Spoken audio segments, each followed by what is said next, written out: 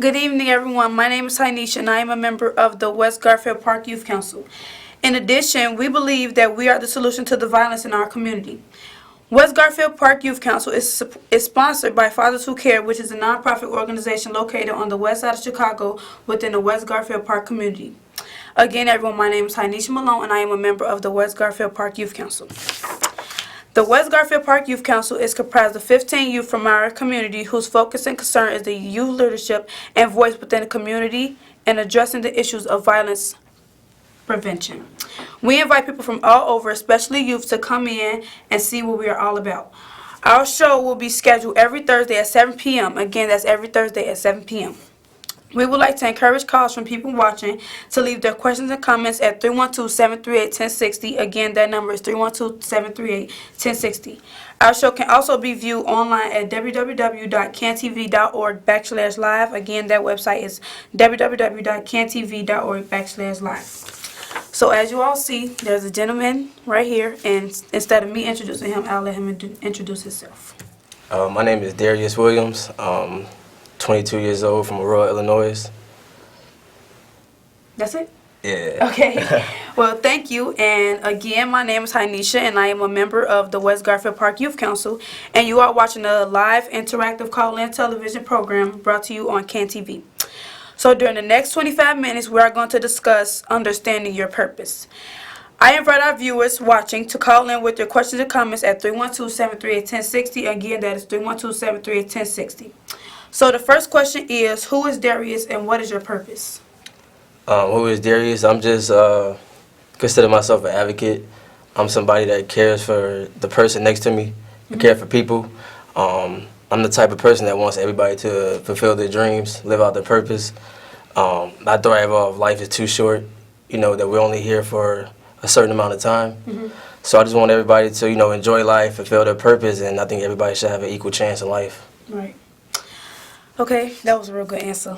Okay, so the next one is, why do you think is so much violence happening in Chicago, its surrounding suburbs, and around the world? Like I said, I don't think everybody is living equally. I don't think everybody has the equal opportunities. Like everybody else has? Yeah, so a lot of people feel left out. It's the certain sides to every city that you can see where the money is, you can see where the money is not.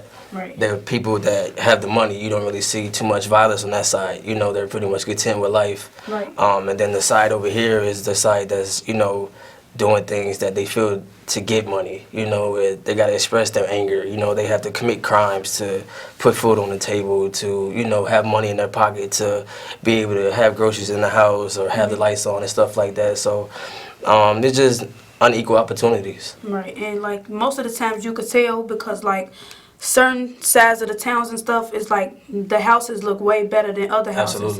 Absolutely. And you could tell how people are and how when they walk around with their dogs and stuff and they look all perky and all that. It's not really a lot of stuff going on over there. And over here it's just more than what it looks like. 100%. Okay, so the next question is, do you think there's a large number of young people that don't know their purpose in life? And would you say because some young people don't know their purpose that anger and violence can sometimes take effect? Absolutely. I think everybody has a dream of what they want to do in life. And like I said, if they don't have the opportunity to fulfill that dream, a lot of them just give up, If everybody was equal, everybody had a chance to go fulfill their purpose. I think the main thing in life is obviously, money. Right. I hate to say it like that, but, if everybody had equal money, I don't think it'll be as much violence. A lot of people would be successful, basketball players, businessmen, stuff like that. So, like I said, I think money is the main priority in all this, and it would definitely cut down on the violence and stuff like that. Yeah, correct. So, the next question is, what are some things we can do to help decrease violence and help ensure that our youth are safe? I feel just to know that people care. If there's people out here that's putting together events like this, or we have, mentor programs and stuff like that for kids that feel like there's somebody that's, that has their back, that cares about them, that's not going to just label them as a stereotype, So just to feel like you have somebody in your corner, that there's people in the world that actually care about you, and not just content with where you're at in life, but actually want to see you succeed in life. And then, well, what about the kids who are peer pressure to where they like, oh, I don't want to do stuff like this because it's lame or it's corny, and they just trying to do this to put a like good name on themselves, because that's how most kids are. They like, oh, they just do this to like make it look like they helping me, and they really not, and they just peer pressure into still doing what they're doing. Absolutely. I feel like, man, you can't be worried about what other people say about you. You know, because at the end of the day, you got to make yourself happy. You know, you got to live your life. You're not living your life for other people. You got to live your life and fulfill your purpose in life, because just like if you flip the cars, if they were doing something, they're not going to care what you have to say. Right. They're not going to let you hold them back for what they're trying to do. So you just got to, you pretty much just, what I always say is just stay prayed up, you know, and stay the course, and, you know, then you can achieve anything. Exactly. So is there any events that you have coming up? Oh, yeah, I have an event this Friday called the 630 Alumni Anti-Violence Classic. Pretty much I'm going to do a dunk contest, three-point contest, a big alumni game. We're going to have a crowd contest, you know, just to pretty much unite the city, just to, you know, it'll be good to just unite the city, to let people know that there's people out here trying to make things happen. Okay. Like I said, my pastor, he's a white guy, and my partner is a Hispanic guy, you know. So just to see the diversity and putting this together for the city, I think that'll definitely help the world, you know, get a bigger picture. Like, look, everybody's not meant to be racist or anything like that. Exactly. And like I said, all my proceeds are going towards after-school programs. So, like, if kids that can't financially afford to do an acting class or a robot class or be in a summer camp, you know, just to pretty much get them off the street, just to know, like, there's people out here that care about you, that want you to fulfill your dream in life. And what's the age range? Like, how old do you have to be in these after-school programs? I'm shooting for like high school, because I feel like the high school age is more really where the things start to turn bad. A lot of people, you know, drop out, don't graduate, you know. So just for them to know, like, look, just go fulfill your dream. Like, there's people out here that's trying to make things happen for you, you know. And I hate to say it, but like I said, everybody don't have equal opportunities. Exactly. So I'm really targeting people that can't really afford it, because I feel like they are the ones that's feeling left out. And, you know, we don't want nobody to feel left out, because that's where diversity happens in life. Yeah, and when they feel left out, it's just like they push themselves into doing worse things so that they could get noticed for something else. Absolutely. So the next question is, what are your goals for this event, and will you have any special performances? My goals for this event is pretty much to help as many people as possible. Like I said, the more people that attend, the more money we bring in, the more kids we can bless, you know, or the more money that we can give, you know. Right. So I don't want to speak it, but if we don't have a good crowd, you know, that'll mean we'll have money left over or pay for people to take a more expensive class. So like I said, I'm going to do this continually. I'm going to keep doing this so I can help as many people as possible, you know. I want to make sure that the graduation rate go up, and that everybody, you know, is chasing their dream. And yeah, because most kids don't graduate. Like, they drop out because they feel like, oh, they dropped out, so I'm going to drop out. Right. They like, the work not going to do nothing for me when it really do. Yeah, and then a lot of people, like I said, they can't afford, you know, to take classes or something like that. You know, everything now is so expensive, or, you know, so like, if people feel like they got help, that people out here that want to help them succeed in life, then I feel like they'll be more willing to work harder and not, you know, be held back from what other people think about them. Right. So is this an annual event?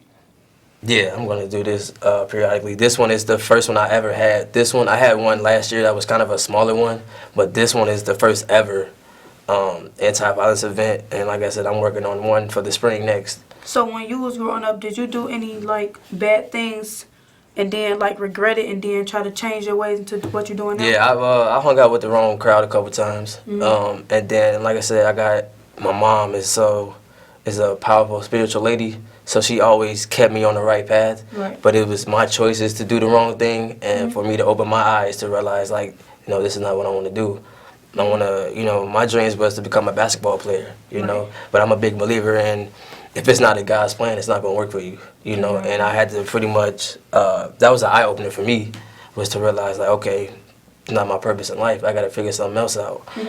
And this event, you know, I like helping people, so I tried to put this event together, and I could never get it to go off the ground at all, you know, and I got in touch with the right people, and now it escalated dramatically. So big believer on it's not your time, it's God's timing. So do you have like posters like all around to where multiple people could see it? Yeah, so I have it all over social media. I actually just the other day I was given the mayor's award, you know, so the mayor was able to put it out there for me. It's all over this. Thank you. It was all over the City of Aurora government page.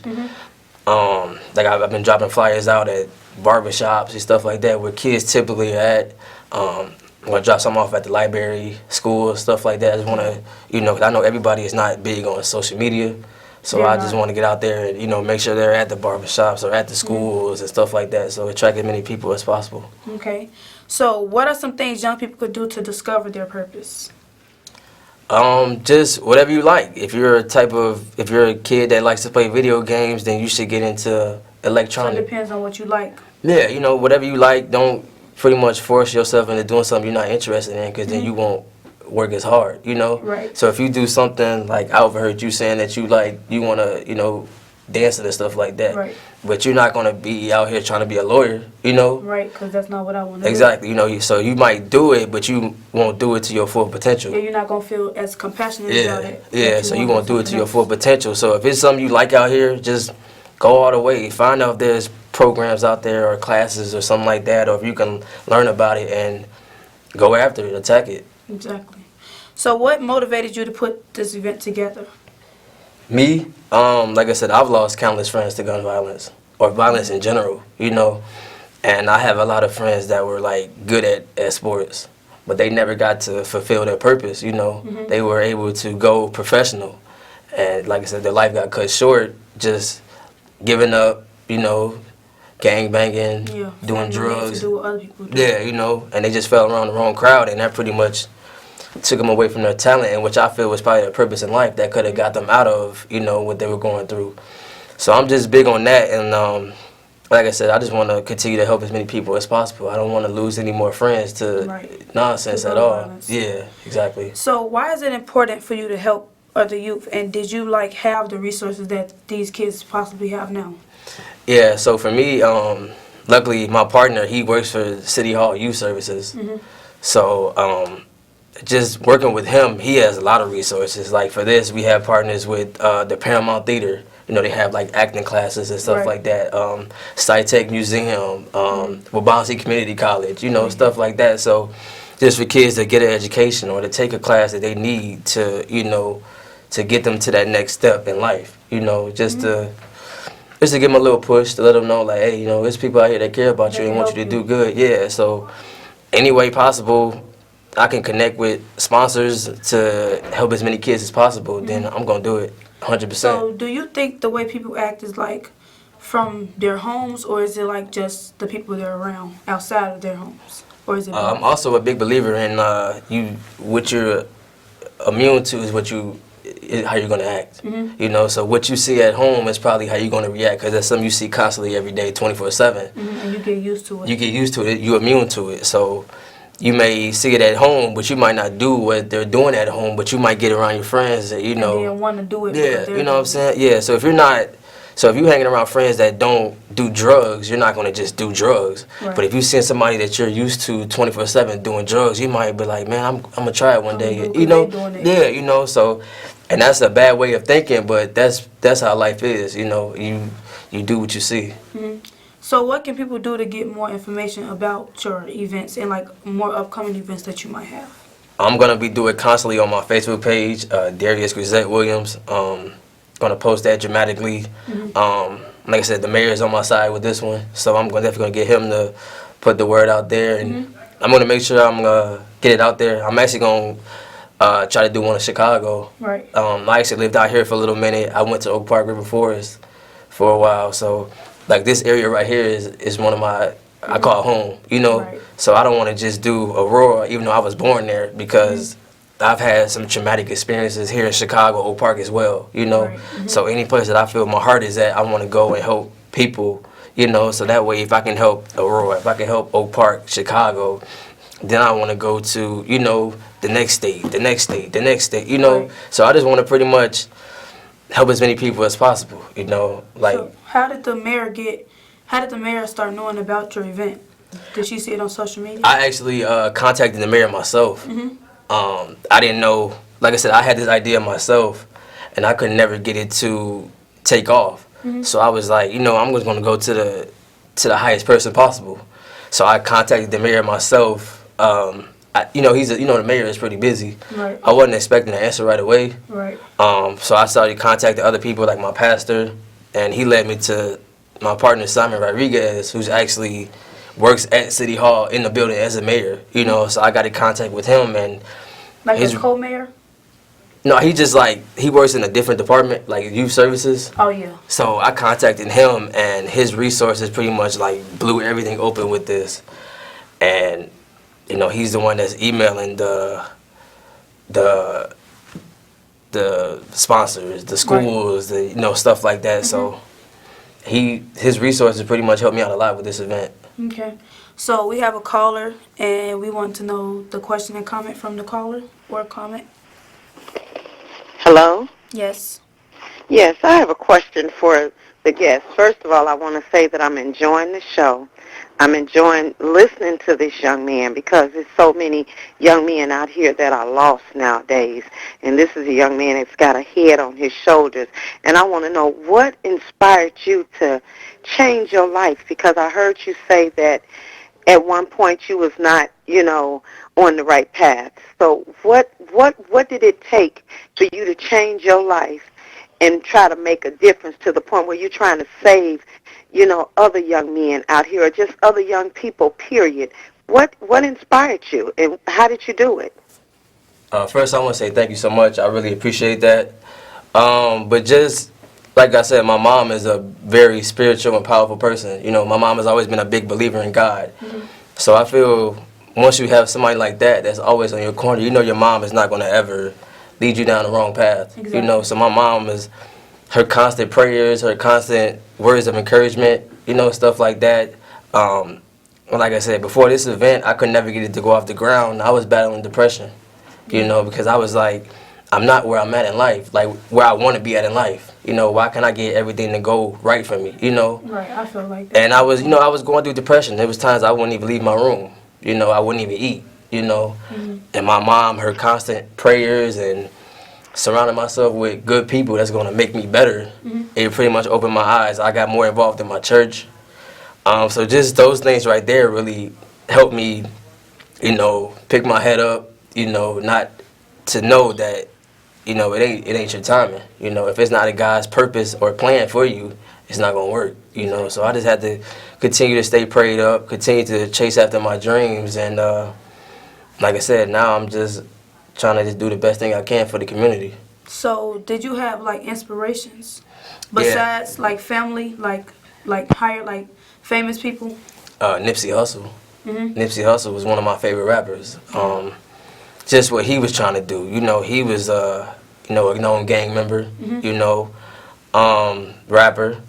And he was able to, hire felons and to buy where he used to hang out at to sell his music, So that really inspired me a lot because, like, you would never think somebody that's a known gang member would want to give back to his community, So, and, being in trouble with the law a lot, and to still do the right thing in life and change your life for the better, it really opened my eyes a lot. So he from California? Yeah, L.A. And what was he?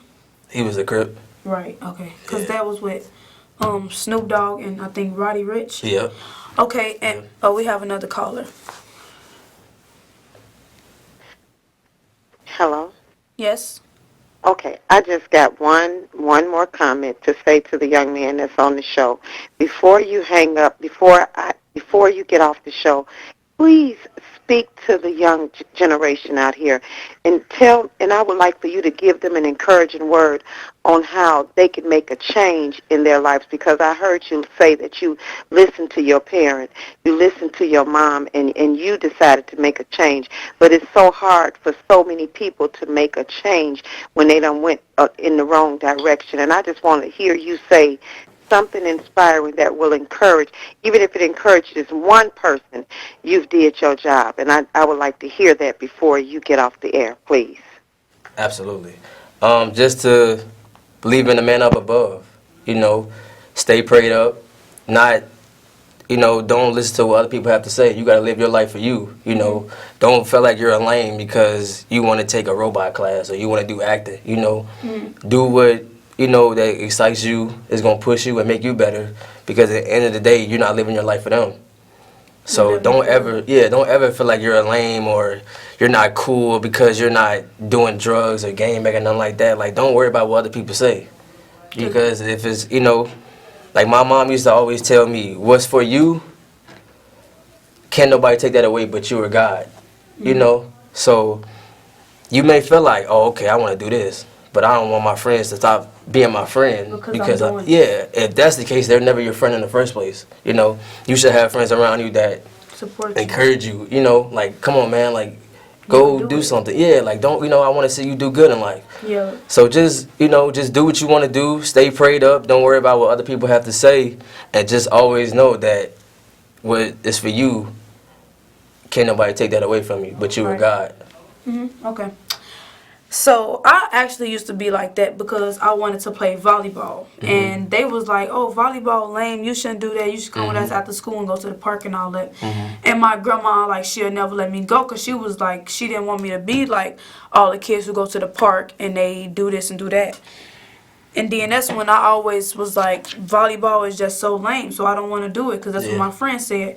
But it's like, as I kept doing it, I got better at it, and it's like, I don't really care what they were saying. So that's why my auntie, she coached volleyball at school. So that's why I'm like, okay, I'm finna do this, and I don't care what they saying. And now I'm like really better at it, and I was finna like not do it at all, and I learned like way more in volleyball, and I learned not to care about what people think, because learning new things will actually get you somewhere in life that you would never expect it to. And just imagine if you would have never went, you know. I would have never knew what I did now. Exactly. You know, so like I said, you did the right thing. You just did what you wanted to do. You didn't care what other people have to say about it, and you ended up liking it. And, you know, I'm pretty sure that now you probably has that one of your hobbies now, right? Right. Yeah, see? So, because my auntie left my school, and I asked her, like, could she come back and do it, but I guess our school don't do sports no more, so, yeah, they don't do them. They don't do sports no more at all? No. See what I'm saying? Like other schools, like schools in Cicero, they had a basketball game today. My cousin had a basketball game today, and they actually have basketball games. They travel to other schools to go to basketball games. They do volleyball and everything, and our school just don't have it. You know, and see what I'm saying? Like, that's where more problems like this can happen. Because they don't have things to do after school no more. After school, what you don't, you know. I used to always say, you used to probably say it too, I don't want to go home after school. I don't want to go home, you know. So now that we don't have nothing to do to keep us active, we're prone to going to the park, going to hang out, and, you know, stuff like that. Not going to do your homework. Yeah, you know. So. And then they get you to fail. And exactly, you're gonna stop. Not focused anymore. You're gonna not do your homework, come home whenever you want to, you know, so you just lose focus in that, and that's what I don't want, you know. I want to help, like I said, I want to help as many people as possible, so things like this, like your school don't have sports, but like this, if there's a program you can get in, you can still go, you know, take an acting class, a dancing class, stuff like that. So that's just what I'm working towards. Yeah, and I'm gonna tell the boys that in my school, because they really believe that they're the best basketball players on this earth. So I was like, I'm gonna tell them about it. So do you got like copies here? Yeah, I have a whole bunch of copies with me. I can leave a couple for you. Okay. And like I said, I'm definitely working on one for Chicago. I just wanna, like I said, help as many people as possible, because that really just hurt my heart hearing you say that, because for me, I thought I was going to the NBA. So to hear y'all not have sports for your school no more, it's kind of mind blowing to me. Yeah, we got recess, but that's like at recess. Y'all probably don't be out there. Yeah, y'all don't be doing it. Y'all just probably be talking, right? Yeah, we just sit down and talk, because it's like they don't have volleyball nets or nothing. They only have basketballs, and some of the basketballs don't even have air in them. So some of the boys just use what they have, or they'll bring their own balls to school to play with. Yeah. And that's just how it is at school. Yeah, that's crazy. That's crazy. And is it youth that you've helped out before that came back and told you that you've impacted their life? Oh yeah, after my first event, which was much of a smaller one, we weren't giving scholarships. We were like giving money out, and you know, like it was at my church, you know, so we had, you know, we prayed for everybody and stuff like that, and it was just some people were just crying, like, man, like, you know, and like. And that's another thing for me. I feel like most men feel that that you're weak if you show emotion. You know, I was a victim to that too, where like I felt like I got to be a tough guy. I can't show no emotion and stuff like that. And a lot of times these men out here, there's nothing wrong with them. They just bottle up their emotions. And they don't never express themselves. They got everything bottled in. So like when one thing happened wrong, it's like boom, I'm a snap. You know. So I mean, I just want to let the men out there know, like, you know, it's everybody has emotions for a reason. You know, so you shouldn't be bottling anything in at all, because that's detrimental to you and the people around you. Right. Okay, so we would like to thank our viewers for watching and calling again. For additional information about our youth council, please contact us at 773-287-5821. And thank you, and tune in next week, same time, same station. Bye.